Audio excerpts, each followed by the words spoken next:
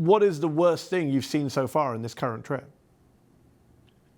Honestly, almost the first day, Mehdi, I was very conscious of coming back, and I've seen so much here in terms of a sense of spirit. There's no cliche to that. There is a reason that Palestinians here over a ceasefire bounce back, and there's a reason that they've rebuilt Shifa Hospital multiple times, and that's on the back of something substantial. That's on the back of one of the highest literacy rates in the world. That's on the back of engineers. That's on the back of doctors. That's on the back of nurses. That's on the back of all these people who are living in tents, who wake up at 5 o'clock in the morning to look for water or to look for wood or to go and get plastic to burn. That's on the back of Palestinians.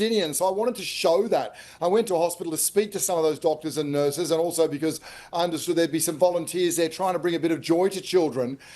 Within a period of half an hour, Mehdi, firstly I was outside at Al-Aqsa Hospital in the middle area, Deribala, and it was a room full of children, 4 or 5 children, all who'd been shot by quadcopters. All of these children shot by quadcopters. I went inside, and it's a war zone, obviously. There's just children and adults across the floor. I was looking at a teenage boy who'd been shot at one of those Gaza Humanitarian Foundation, was bleeding out with his mother screaming, where in the world does this happen? Where in the world is this allowed to happen? Finally, he was put on a stretcher, and then another child took his place. Again, this is within 20 minutes. Then I looked at a little girl, Mehdi, and she'd just been dragged from the rubble. Her name was Sham, and she's 5 years old. That smell of a child who's been under rubble, the dust, the absolute terror in their face. But she was okay. Doctors looked at her, no breaks. She hadn't yet been told that her mum and her sister both died in that airstrike. Oh.